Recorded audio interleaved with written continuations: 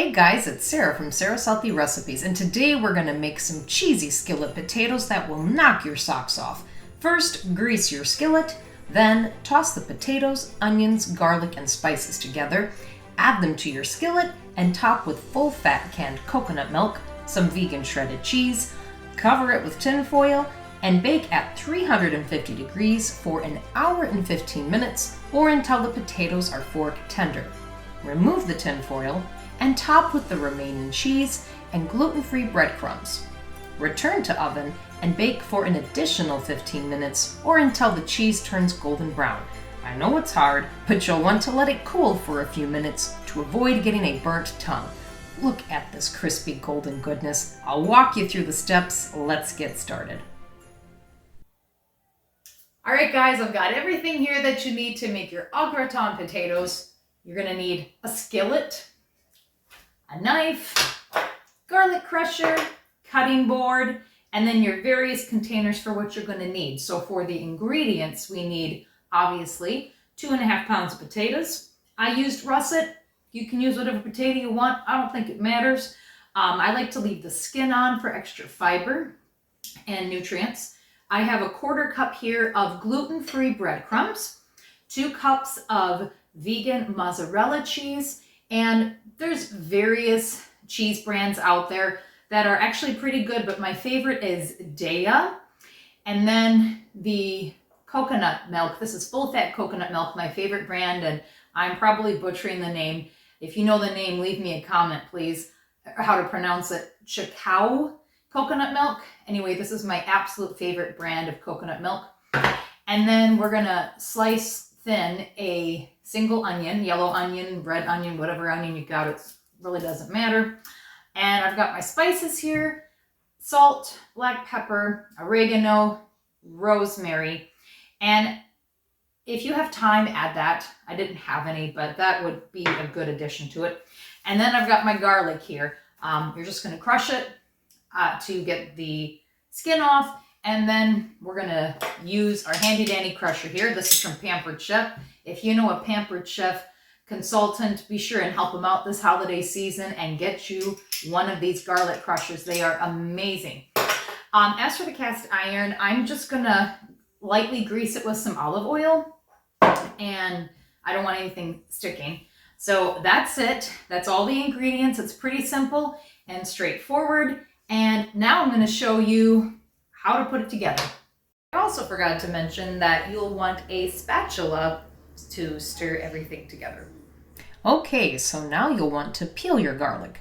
Simply place it under a knife and press down to break the skins apart. Then, using a garlic crusher, mince the garlic.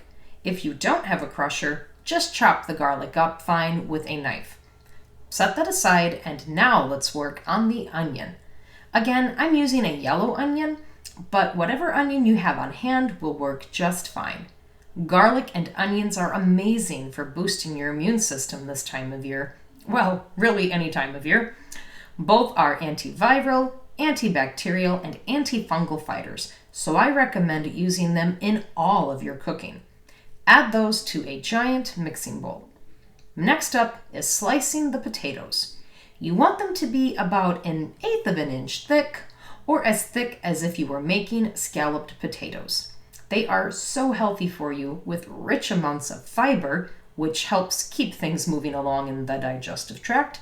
They are very filling and comforting, so even though you'll want to eat a 3rd and 4th helping, you won't be able to because you're full, which obviously potatoes then help you not overeat.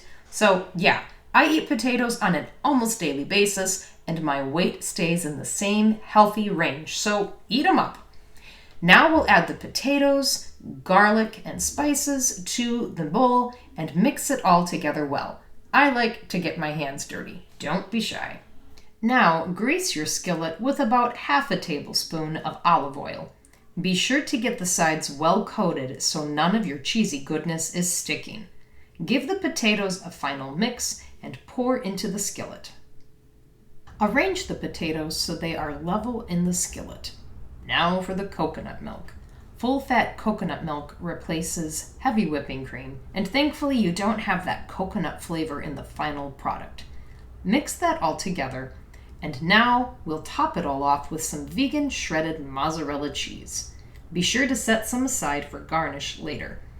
All that's left to do, cover it with foil and place in the oven at 350 degrees Fahrenheit and bake for 1 hour and 15 minutes or until the potatoes are fork tender. Okay, so it's been 1 hour and 15 minutes. Now carefully remove the tin foil and test to make sure the potatoes are tender. These are perfect. And now we can add the remaining cheese, and if you'd like some more texture to this dish, add the gluten-free breadcrumbs. It's not necessary, but I really like that extra crunch to this otherwise creamy dish. Place back in the oven, uncovered, for an additional 15 minutes or until the cheese is golden brown. And finally, the finished product. I wish you could smell these cheesy skillet potatoes. You would be drooling. Just look at how bubbly, gooey, and stretchy this cheese looks. I'm done looking. Let's taste it. All right, guys, it's time for the best part, the taste test.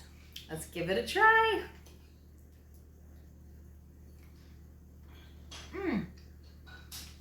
Oh my gosh. That fresh garlic, wow. It is so delicious. And that coconut milk, you know, honestly, I don't taste the coconut at all. I love the crunch of the gluten-free breadcrumbs. It just, I don't know, it makes, I think, au gratin a little bit over the top. And the potatoes are perfectly tender. They're not too soggy and they're not too hard. The onions are perfectly cooked as well. I don't know if you can see here, but the cheese, oh, the cheese is all melty and gooey and stringy. Wow. You are gonna add this to your repertoire of favorite recipes. This is amazing by itself. Check this out. But you could also serve it with like a lentil loaf or like, oh gee, I don't know. I just want to shut up and eat. I hope you guys enjoyed this recipe as much as I enjoyed making it. Be sure to like this video and subscribe to my channel for more plant-based and gluten-free recipes and vegan product reviews. Thank you so much for watching, and until next time, I'll see you in the kitchen.